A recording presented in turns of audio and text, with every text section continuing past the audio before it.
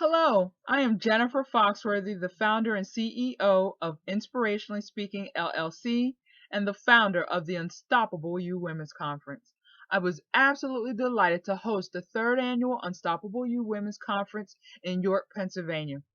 It was held on Saturday, November 14th, 2015, at the York Jewish Community Center. Edquina Washington was simply phenomenal as she gave her presentation, The Redeemed Queen.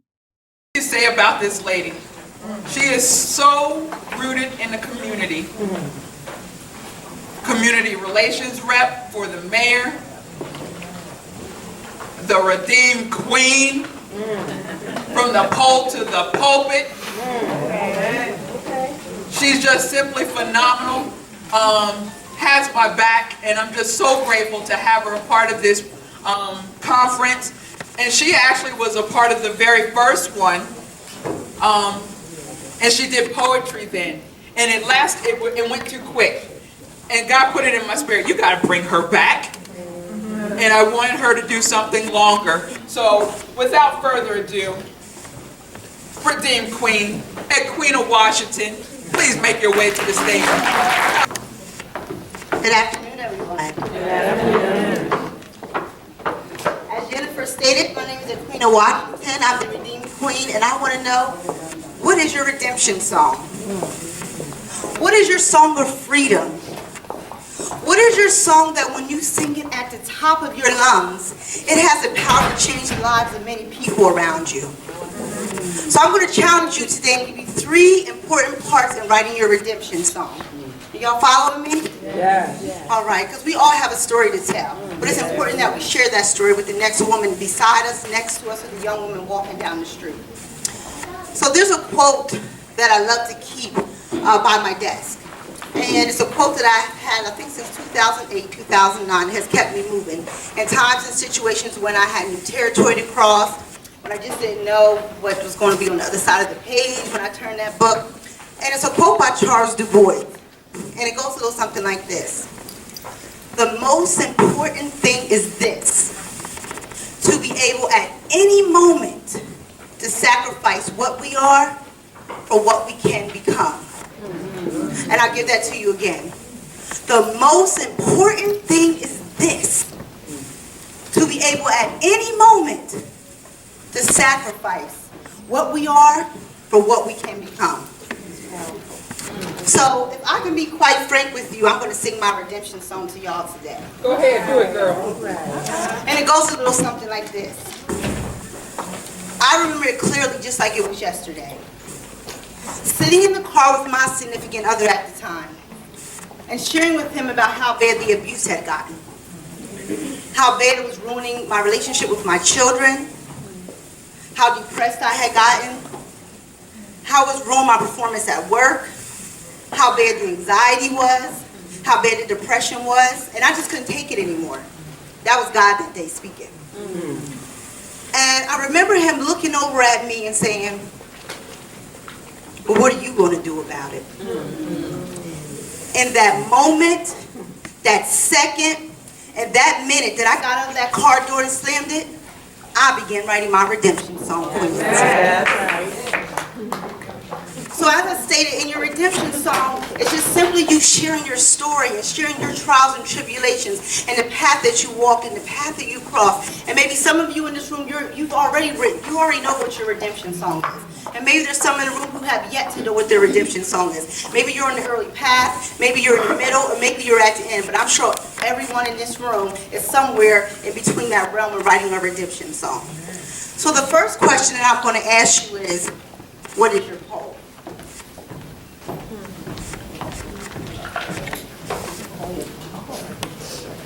And yes, y'all, I put a poll over here. All shucks. Jennifer said it was all right. I surely did. Can y'all see that? What is your pole? And to me, your pole is simply that. It's something that's holding you back. What is holding you back from being all that God has called you to be? In my book that I do have here, shameless plug, From the Pole to the Pulpit, my heroine in the book, her name is Morgan. And Morgan's pole is simply many things, but her main one is that pole. that pole that she continues to spin around and around and around and around. She drops it like it's hot, but she's defiling herself. She's demeaning herself. She thinks she's looking good in that time frame, but she's not looking good because everyone else can see that she's not. So I ask you, what is your pole? What is that thing in your life that you continue to spin around and around and around and around? You drop it like it's hot and bring it back up, but you think no one is seeing. Okay now. You think no one's watching. You think no one sees the depression. You think no one sees the hurt. You think no one sees your pain. But you're just masking it. They see you spinning around that. So I'm going to ask you, what is your pole? My lovely assistant's going to help me a little bit, y'all don't mind.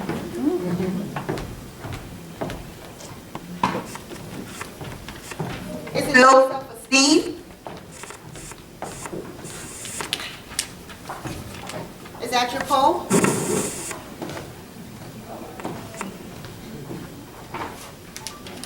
Maybe it's a drug and alcohol addiction that you haven't been able to. Can you read them? They're too small for back here. Yes, the first one is a low self-esteem. And maybe it's a drug and alcohol addiction that you're suffering with at this time that you continue to go in and out of. That's holding you back. Maybe that's your pole. Maybe you have feelings of abandonment in your life.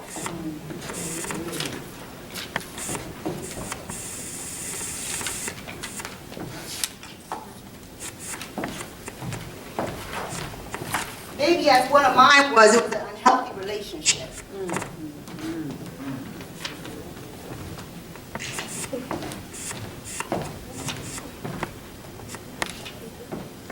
Maybe you're just someone that has a lack of follow-through.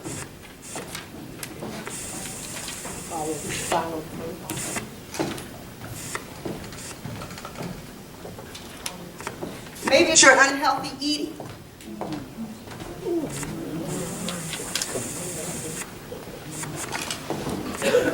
Oh, we're going to get them all out today. Maybe you're looking for acceptance in relationships.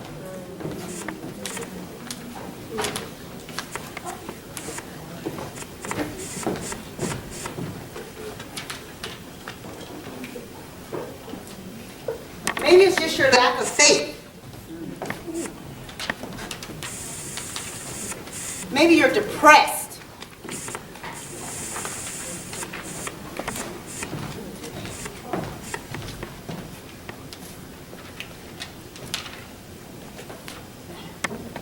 Maybe it's some financial issues that you're going through. Maybe it's your friend or your social group that you're interacting with, because we have to be careful who we let speak into our lives.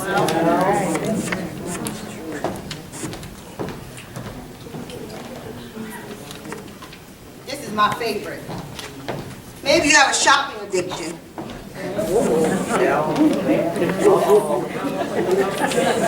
And maybe, quite frankly, it's just your attitude.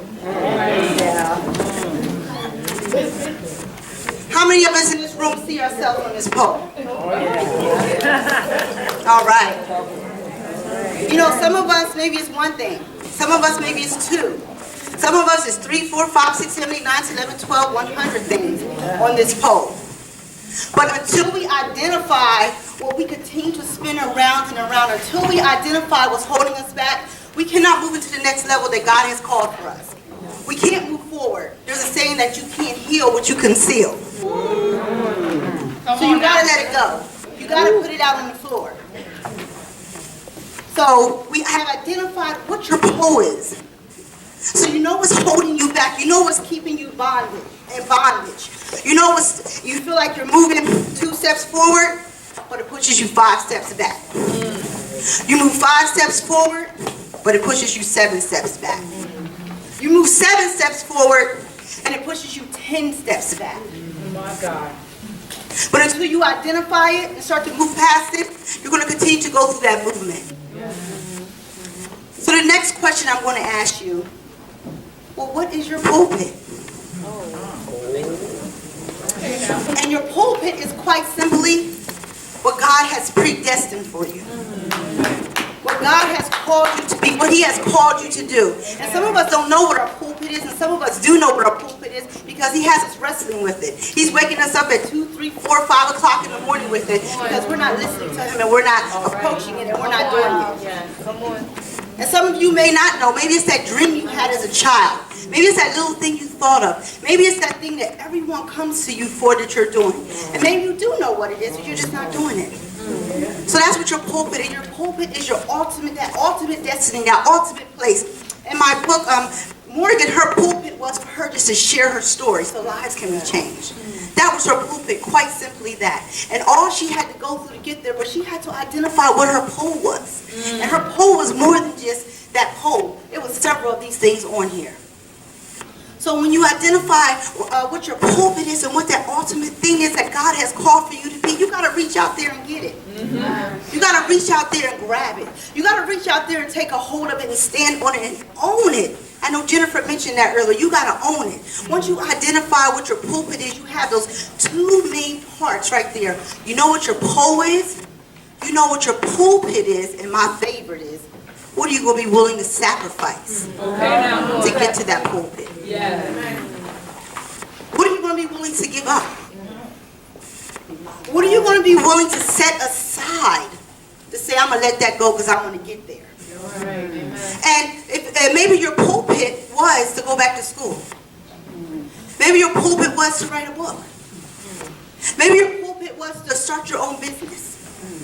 Maybe your pulpit was to walk into full-time ministry. Maybe your pulpit was just to donate more of your time to your community. Whatever your pulpit is, you have to think you're not going to get there if you don't identify what you're going to be willing to sacrifice to get there. Amen. Albert Einstein has a quote, and it simply says, and I'm sure many of you have heard this, the definition of insanity is doing the same thing over and over and over again and expecting different results. So what are you doing over and over again and you're expecting different results? You have to go about it a new way. You may no longer be able to walk up that street. You might have to start running down the street. You may no longer be able to bypass that street that you don't want to cross. You might have to start driving up and down that street. That person that you think you don't want to call, you might have to start calling him. So what are you going to be willing to give up? You want to get healthy? You're not going to get healthy if you don't start going to the gym. You're not going to get healthy eating fried chicken, collard greens, baked macaroni, cornbread, and all that stuff. You're going to have to be willing to sacrifice something. I'll share with you briefly. I wrote my book in 60 days. So what was I willing to sacrifice? No TV, time with my friends, time with my family, because I knew what God had already predestined over my life. And I knew what I had to walk into. And many of you know that here, but you have to be willing to sacrifice something. You got to be willing to put something on the altar and give it away. And give it away. You might have to stop watching Empire. That's it. You might have to stop watching Scandal. You might have to start speaking to that neighbor across the street from you. There's some things you might have to do to step outside of your comfort zone and sacrifice so that you can get what God has for you. Like I said, you're not going to get it just standing there doing the same thing. Doing the same thing over and over and over again. You know, I'm a strong believer that once you have your 3 components of your redemption song, I want you to sing it at the top of your lungs. I want you to share it every chance that you get with every woman that you get, whether she's young or matured. I want you to share it with her. So many of us have songs that are nestled deep within us. So many of us have songs that we have yet to share. So many of us have songs that we are fearful of sharing. And I say a lot of times the problems that we have with our young women, the problems that we are having amongst us as women a lot of times is because we don't want to share our stories. We don't want to share that I walked down that path for you. I kicked that gravel for you. I've been drugged through that mud for you, sweetheart. You don't have to step over that in that puddle because guess what? I already stepped over there 5 or 6, 7, 8, 9 times. How about you walk around it? And that's what we need to do. I think it's selfish of us as women to keep our stories inside of us. Oftentimes we see our young women, and when we're drawn to who they are, because we identify some of ourselves in them. We were that young girl, but someone stepped alongside us and pulled us up. Someone stepped alongside us and told us that we can be more, that we can be better. And so why aren't we doing that?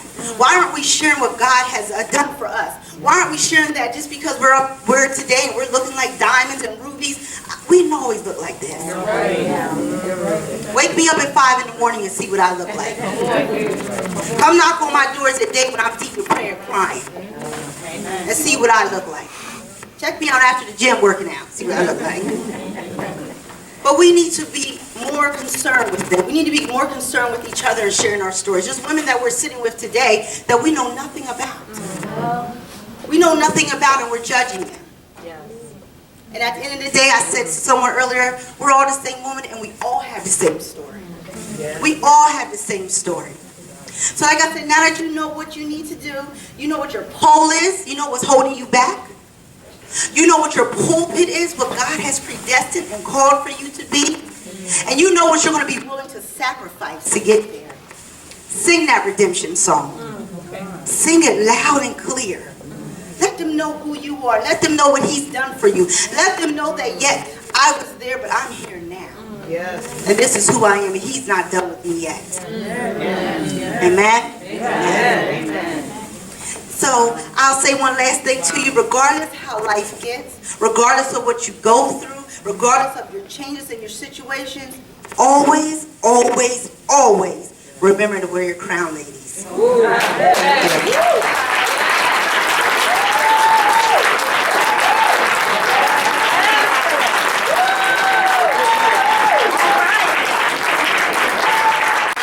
I hope you enjoyed Edquina Washington's presentation, The Redeemed Queen.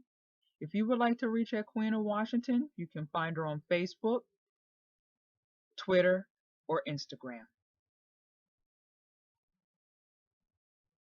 This is an Inspirationally LLC production.